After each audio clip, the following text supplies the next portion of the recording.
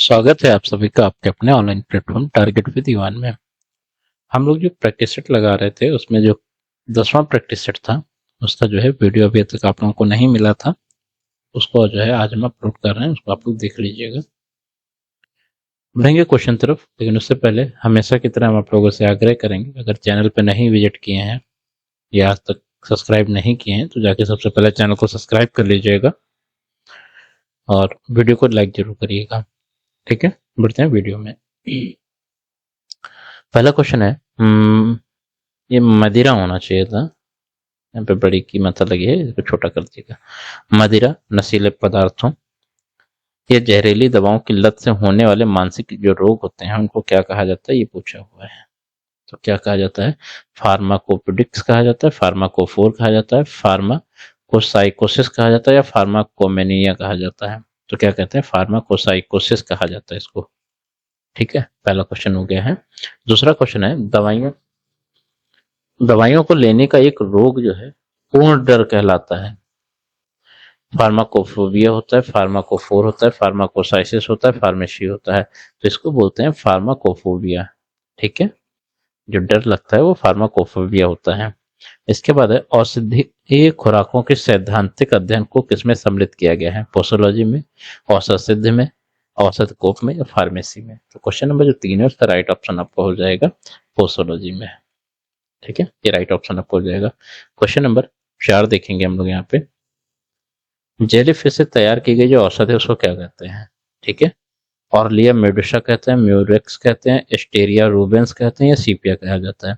तो इसको कहते हैं ऑर्लिया मेडुसा। ठीक है, ये राइट ऑप्शन हो जाएगा ए ऑप्शन। क्वेश्चन नंबर 5 देखेंगे। समुद्र फेनी जो होता है, कटल फिश जो होती है, उससे तैयार की गई औषधि क्या होती है? मोरेक्स होती है, हेलिक्स टोस्टा होती है, एस्टेरस रूबेंस होती है या सीपिया होती है? तो क्या होती है? ये सीपिया कहलाती है। ठीक है, समुद्र फेनी से जो है औषध जो तैयार की जाती है उसको सीपिया बोलते हैं। पर्पल फिश से तैयार की गई जो औषध होती है उसको क्या बोलते हैं? मेफाइटस कहते हैं, मोरेक्स, सीपिया या स्पंजिया कहा जाता है? तो इसको बोलते हैं मोरेक्स। ठीक है, ये हो गया। क्वेश्चन नंबर 7 हम लोग देखेंगे। औषध एवं प्रसाधन नियम 1945 के तहत होम्योपैथिक औषधि को परिभाषित करने के दौरान ऐसी औषधियों को शामिल नहीं किया जाता है। यहाँ पर होम्योपैथिक जो है आप सही कर लीजिएगा। ठीक है, जिन्हें आंतरिक मार्ग से दिया जाता है, जो विषैले होते हैं, जो अक्रियाशील होते हैं, औषधियां जो रासायनिक रूप से अतिक्रियाशील होती हैं। तो क्या होता है? जो जिन्हें जो है आंतरिक मार्ग से दिया जाता है वो यहाँ राइट ऑप्शन हो जाएगा। क्वेश्चन नंबर 8 हम लोग देखेंगे यहाँ पे। कौन सा विनिमय अथवा विधान कानून आदत बनाने वाली आदतन औषध के निर्माण को विनियमित करता है? तो फार्मेसी अधिनियम होता है, विषाक्तता कानून होता है, औषधि एवं प्रसाधन शौचालय निर्माण अधिनियम होता है, खतरनाक औषध अधिनियम होता है। क्वेश्चन नंबर 8 राइट ऑप्शन आपको हो जाएगा खतरनाक औषध अधिनियम जो होता है, डेंजरस ड्रग्स एक्ट जो होता है, ये यहाँ पे राइट ऑप्शन हो जाएगा। ठीक है, क्वेश्चन नंबर हम लोग यहाँ पे 9 देखेंगे। होम्योपैथिक की स्वचिकित्सा एवं उपचार किस अधिनियम के तहत जो है निषेधित है? तो खतरनाक ड्रग अधिनियम के द्वारा है, औषध एवं प्रशासन अधिनियम के द्वारा है, विष अधिनियम के द्वारा है, औषध एवं जादुई उपचार अधिनियम के तहत होता है। तो क्वेश्चन नंबर जो 9 है उसका राइट ऑप्शन हो जाएगा ऑप्शन नंबर डी। ठीक है, औषध एवं जादुई उपचार अधिनियम जो है इसके अंतर्गत रहेगा। क्वेश्चन नंबर 10 देखेंगे यहाँ पे। गैलेक्टोसीमिया अधिकांशतः एंजाइम की कमी के कारण होता है। ठीक है, तो गैलेक्टोज 1 फास्फेट यूरिडाइल ट्रांसफरेज होता है, ग्लूकोज पायरोफॉस्फोरिलेज होता है, फास्फोग्लूकोज म्यूटेज होता है या गैलेक्टाटॉल होता है?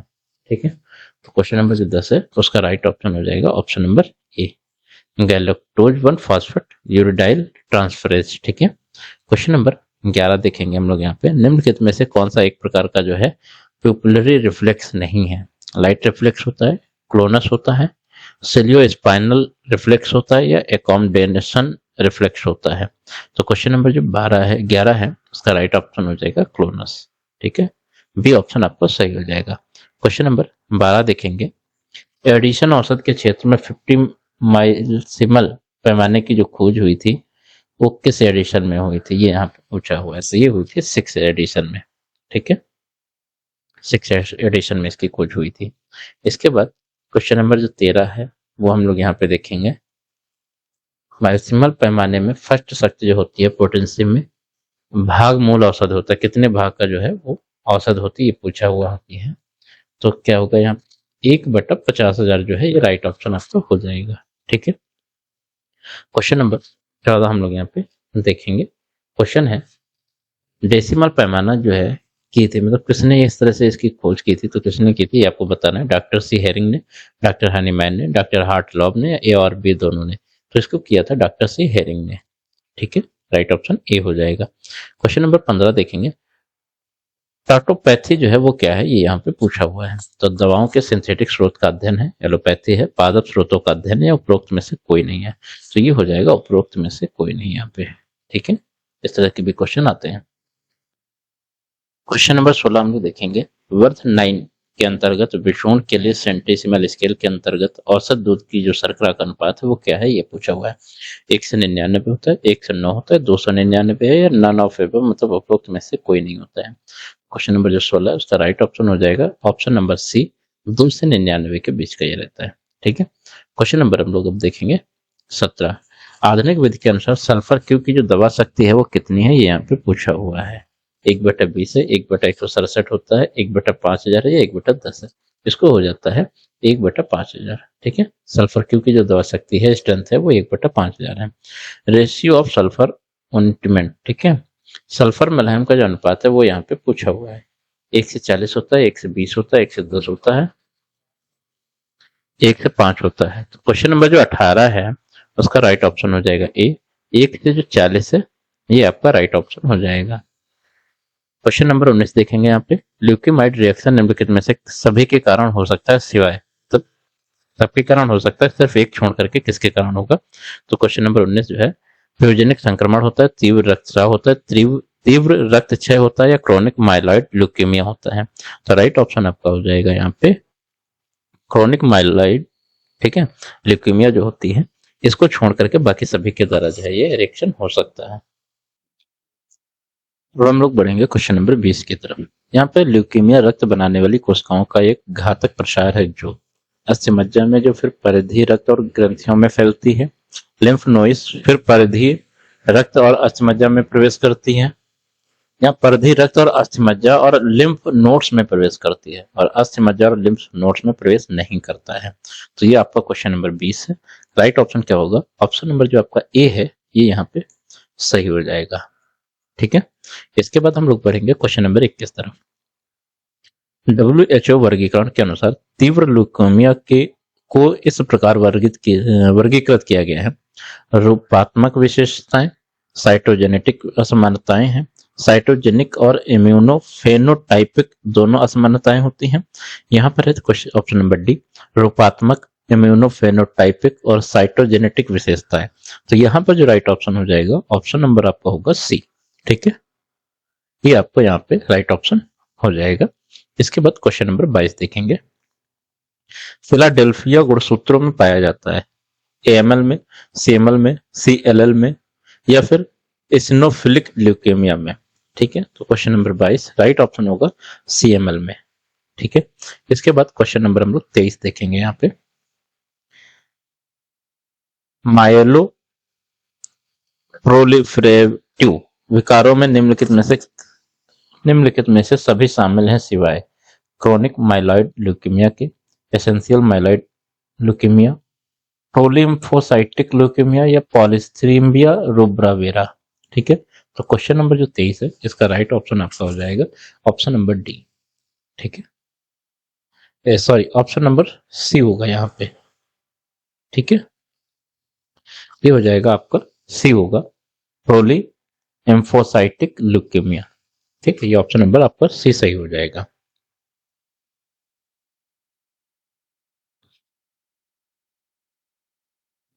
इसके बाद क्वेश्चन नंबर हम लोग 24 देखेंगे। मनुष्य में WBC श्वेत रक्त कणिकाएं जो होती हैं का जीवन काल जो है वो कितना होता है, 15 दिन, 50 दिन, 100 दिन, या इनमें से कोई नहीं। तो क्वेश्चन नंबर जो 24 है उसका राइट ऑप्शन हो जाएगा 15 दिन। ठीक है, क्वेश्चन नंबर 25 देखेंगे। यहाँ पे एक कोशिका के पॉलीप्लाइड होने का क्या अर्थ है। इसका अर्थ यह है कि इसमें एक या कुछ गुणसूत्रों की 2 से अधिक प्रतियां होती हैं। इसका अर्थ यह है कि इसमें समान गुणसूत्रों के पूरे सेट की 2 से अधिक प्रतियां होती हैं। इसका अर्थ है इसमें सेक्स गुणसूत्रों की जो संख्या होती है इससे अधिक प्रतियां होती हैं। इसका अर्थ है कि इसमें ऑटोसोमल गुणसूत्रों की 2 से अधिक प्रतियां होती हैं। तो राइट ऑप्शन हो जाएगा ऑप्शन नंबर बी, यहाँ पे राइट ऑप्शन है। इसका अर्थ है कि इसमें समान गुणसूत्रों के पूरे सेट की 2 से अधिक प्रतियां होती हैं। क्वेश्चन नंबर 26 देखेंगे हम लोग यहाँ पे। रक्त परिसंचरण के पूर्ण मार्ग को सबसे पहले किसने दिखाया? विलियम हार्वे ने, वेसुवियस ने, हिप्पोक्रेट्स ने, अलेक्जेंडर फ्लेमिंग ने। क्वेश्चन नंबर 26 राइट ऑप्शन होगा विलियम हार्वे ने। ठीक है। क्वेश्चन नंबर हम लोग 27 देखेंगे यहाँ पे। पार्किंसन जो है किसके कारण होता है? डोपामाइन की कमी के कारण, डोपामाइन अत्यधिक होना, एपिनेफ्रिन का अत्यधिक होना, या एपिनेफ्रिन की कमी के द्वारा। ठीक है। तो क्वेश्चन नंबर जो 27 है उसका राइट ऑप्शन हो जाएगा डोपामाइन की कमी के द्वारा। ठीक है।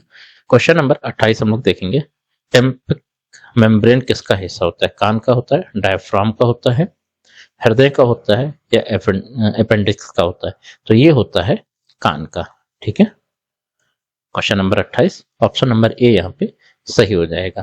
क्वेश्चन नंबर 29 देखेंगे। वह संरचना जो ऑक्सीजन रहित रक्त ले जाता है वह क्या कहलाता है? धमनियां होती हैं, लसिका होती है, सिराएं होती हैं, तंत्रिका होती हैं। राइट ऑप्शन होगा आपका सिराएं, वेन। ठीक है। ऑप्शन नंबर जो सी है ये यहाँ पे सही हो जाएगा, 29 का सी। क्वेश्चन नंबर 30 देखेंगे। निम्नलिखित में से कौन सा मानव शरीर में लिंग विशेष है? प्लीहा है, प्रोस्टेट है, लिंगुला होता है, या पिंडा होता है? तो क्वेश्चन नंबर जो 30 है उसका राइट ऑप्शन हो जाएगा ऑप्शन नंबर बी, प्रोस्टेट जो होता है ये यहाँ पे राइट ऑप्शन है। ठीक है। क्वेश्चन नंबर हम लोग 31 देखेंगे। पतली प्लेट जैसी हड्डी जो नासिका के खंड के पिछले निचले भाग में पाई जाती है उसको क्या कहते हैं? जाइगोमेटिक हड्डी होती है, पायरेटल हड्डी होती है, एथमाइड हड्डी होती है, या वोमर होता है? तो क्वेश्चन नंबर 31 राइट ऑप्शन होगा आपका ऑप्शन नंबर डी, इसको बोलते हैं वोमर।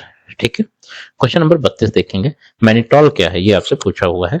लूप डायूरेटिक होता है, पोटेशियम स्पेयरिंग डायूरेटिक होता है, कार्बोनिक एनहाइड्रेज डायूरेटिक होता है, या आस्पो डायूरेटिक होता है? ठीक है, आस्पोटिक डायूरेटिक। ठीक है। क्वेश्चन नंबर 32 ऑप्शन हो जाएगा जो सही है वो ऑप्शन नंबर डी जो है आपका आस्पोटिक डायूरेटिक। ठीक है, ये आपका सही हो जाएगा। क्वेश्चन नंबर 33 देखेंगे। पित्ताशय जो है वो कहाँ स्थित होता है? दायां लंबर क्षेत्र में होता है, दायां इलियाक क्षेत्र होता है, बायां इलियाक क्षेत्र होता है, या दायां हाइपोकाइंड्रियक एक क्षेत्र होता है? ठीक है। तो क्वेश्चन नंबर 33 जो है इसका राइट ऑप्शन होगा ऑप्शन नंबर डी, दायां हाइपोकाइंड्रिक। ठीक है, जो क्षेत्र होता है वहां पे पित्ताशय स्थित होता है। क्वेश्चन नंबर 34 है यहाँ पे। मानव एरिथ्रोसाइट का एक इंट्रीगल मेम्ब्रेन इलाइकोप्रोटीन है। ठीक, ये यहाँ पे पूछा हुआ है। ऑप्शन है chitin, amylopectin, ग्लाइकोफोरिन, glycogen. Right option होगा ऑप्शन नंबर सी, ग्लाइकोफोरिन। ठीक है, यहाँ पे सी ऑप्शन आपका सही हो जाएगा। क्वेश्चन नंबर 35 है। सक्रिय प्रतिरक्षा कैसे प्राप्त की जाती है? टीके के द्वारा, टॉक्साइड, प्राकृतिक संक्रमण, या इन सभी के द्वारा? तो क्वेश्चन नंबर जो 35 है उसका राइट ऑप्शन हो जाएगा इन सभी के द्वारा। ठीक है। क्वेश्चन नंबर 36 है। राइबोसोम जो है वो बनते हैं, कैसे बनते हैं ये आपको बताना है। डीएनए और आरएनए के द्वारा, आरएनए और प्रोटीन के द्वारा, डीएनए और बोरेस्टीन के द्वारा, आरएनए और अमीनो एसिड के द्वारा। राइट ऑप्शन होगा आपका ऑप्शन नंबर बी, आरएनए और प्रोटीन के द्वारा। ठीक है। क्वेश्चन नंबर 37 देखेंगे यहाँ पे। कोशिका में राइबोसोम का जो मुख्य कार्य है वो क्या होता है? यहाँ पे हो जाएगा प्रोटीन। ठीक है, ये थोड़ा सा सही करिएगा। प्रोटीन संश्लेषण होता है, डीएनए प्रतिकृत होता है, ऊर्जा उत्पादन होता है, लिपिड संश्लेषण होता है। क्वेश्चन नंबर 37 का जो राइट ऑप्शन होगा ऑप्शन नंबर ए जो है ये सही है, प्रोटीन संश्लेषण के द्वारा। ठीक है।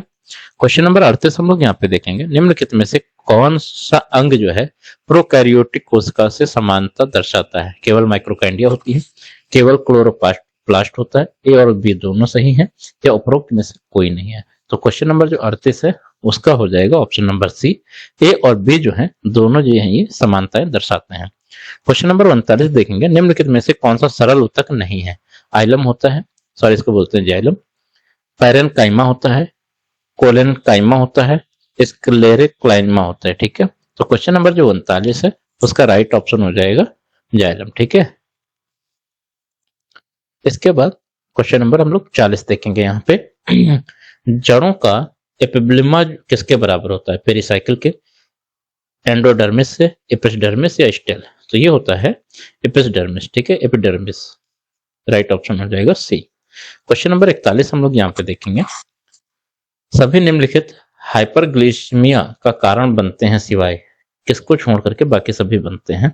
स्ट्रेप्टोजोटोसिन के द्वारा, डाइजोक्साइड के द्वारा, ग्लूकागान के द्वारा, मिग्लिटोल के द्वारा। तो राइट ऑप्शन हो जाएगा ऑप्शन नंबर डी, मिग्लिटोल के द्वारा। ठीक है, इसके बाद हम बढ़ेंगे क्वेश्चन नंबर 42 की तरफ।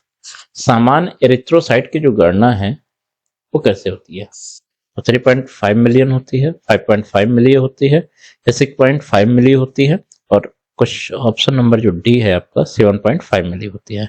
तो राइट ऑप्शन जो है आपका होगा 5.5 मिलियन। ठीक है, मिलियंस जो है यहाँ पे पर mm होता है। ठीक है, 5.5 मिलियन पर mm।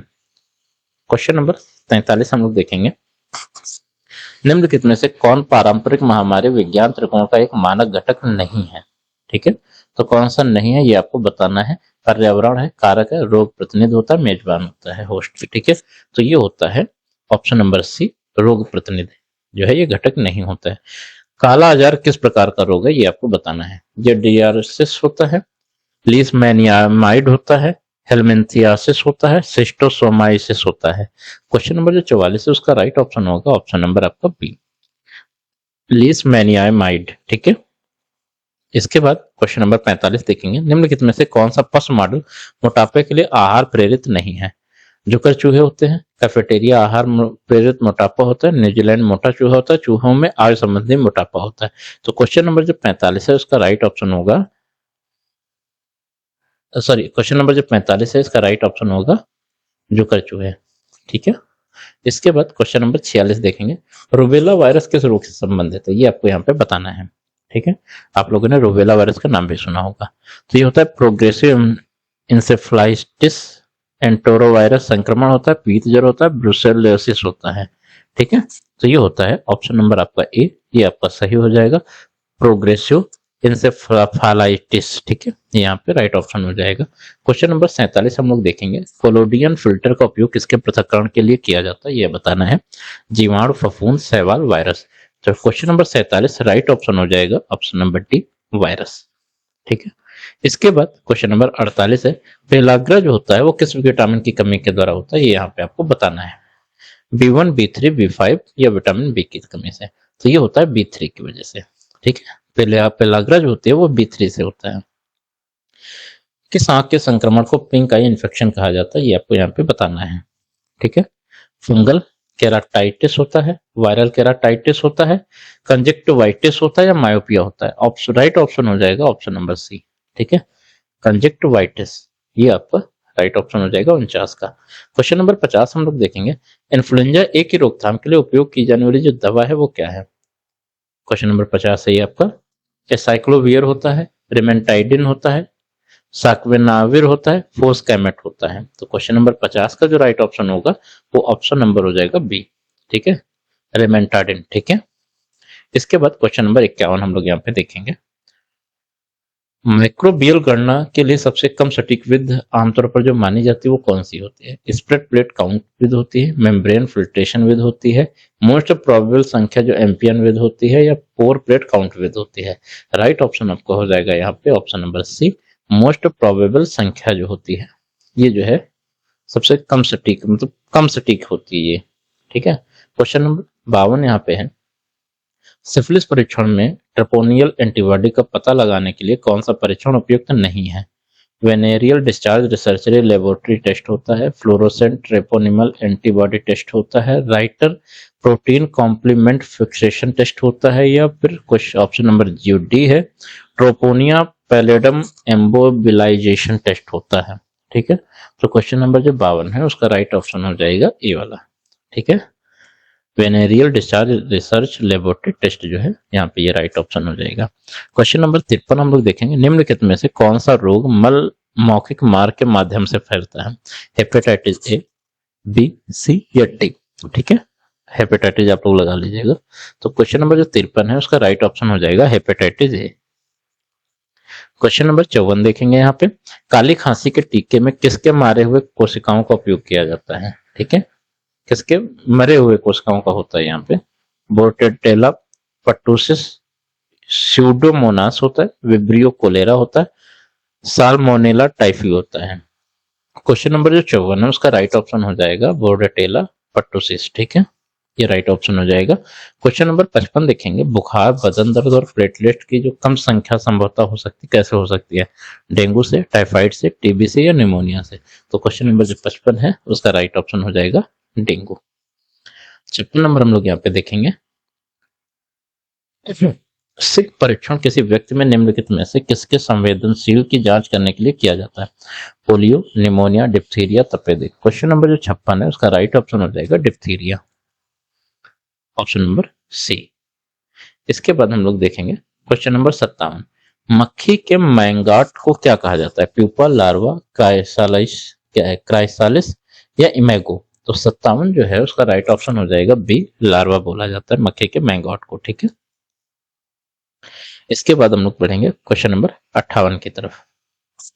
आरटीआई आवेदन को अस्वीकार करने का आधार हो सकता है: जानकारी का प्रकटीकरण छूट के अंतर्गत आना, किसी अन्य व्यक्ति के कॉपीराइट का उल्लंघन करता हो, बहुत पुराने डेटा से संबंधित हो या निजी चीज से प्राप्त डेटा हो।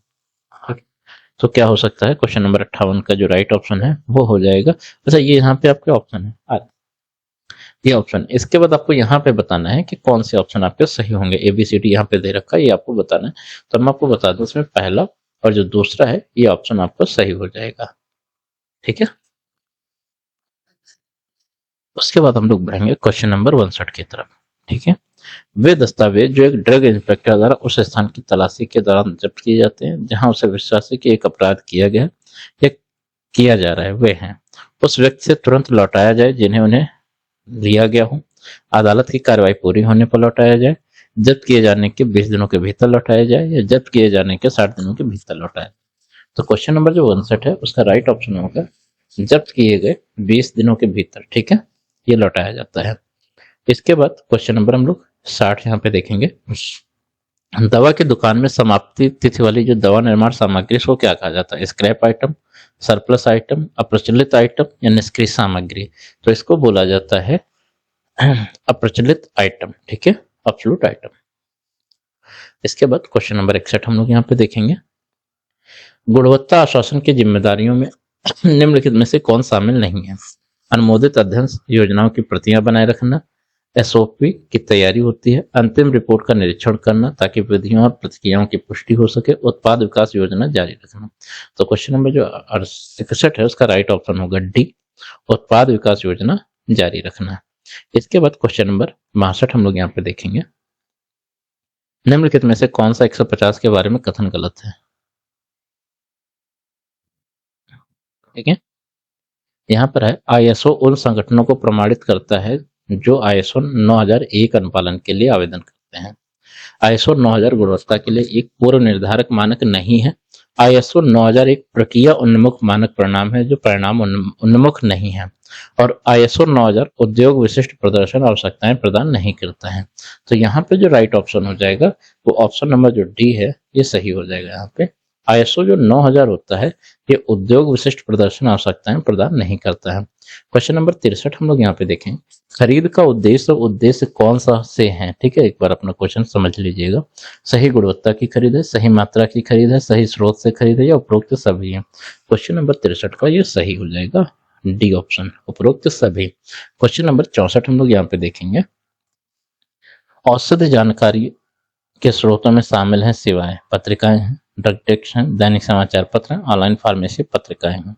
तो क्वेश्चन नंबर जो 64 है इसका है दैनिक समाचार पत्र जो है ये आपके औसत की जानकारी में शामिल नहीं होते हैं। ठीक है, इसके बाद क्वेश्चन नंबर 65 है, उत्पादों को संग्रहित करने के लिए जो स्थान है वो क्या होना चाहिए? निजी गोदाम में, सार्वजनिक गोदाम में, बंधक गोदाम होना चाहिए, उपरोक्त सभी होने चाहिए?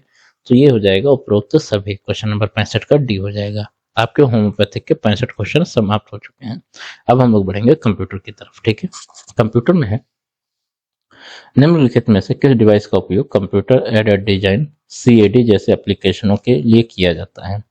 स्पीकर, पेंटोग्राफ, स्कैनर या प्लॉटर? राइट ऑप्शन हो जाएगा आपका प्लॉटर।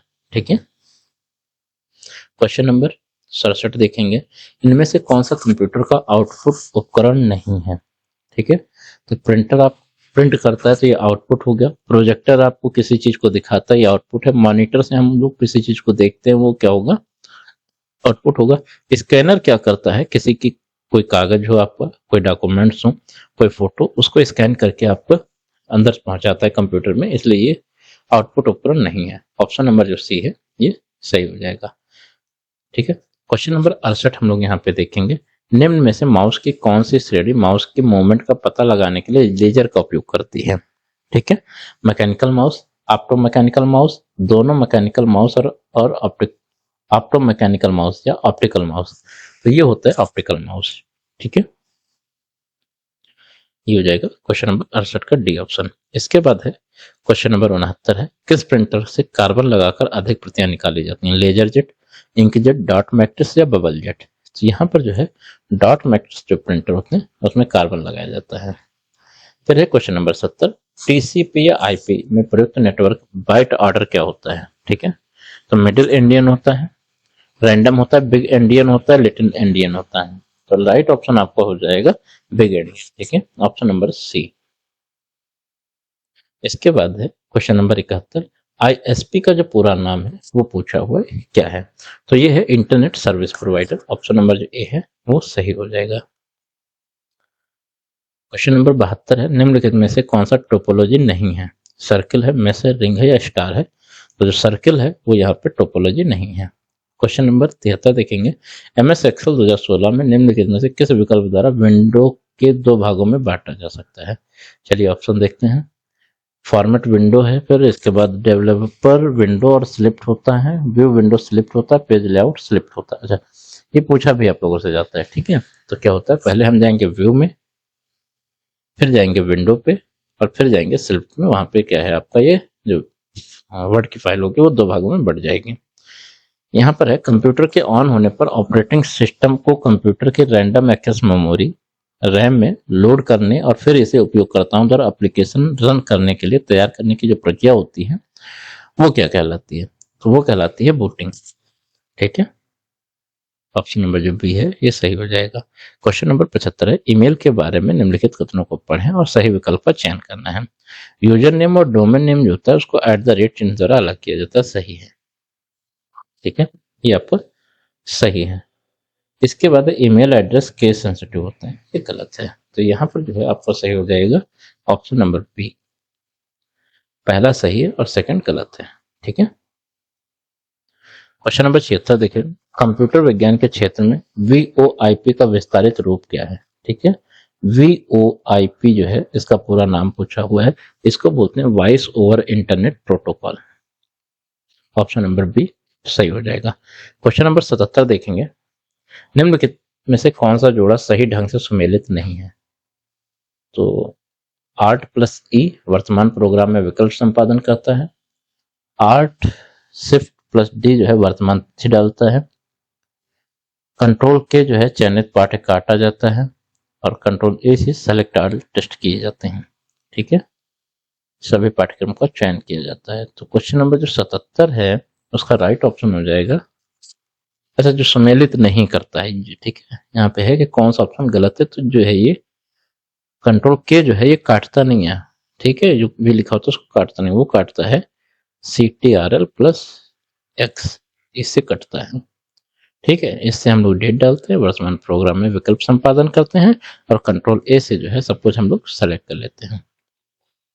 क्वेश्चन नंबर हम लोग 78 देखेंगे, उन्नत तकनीकी जैसे कि कृत्रिम बुद्धिमत्ता, क्वांटम कंप्यूटिंग आदि मुख्य रूप से पीढ़ी के कंप्यूटर थे, ये आप पूछा हुआ है क्वेश्चन नंबर 78। ये किस पीढ़ी के हैं? ये 5वीं पीढ़ी के हैं।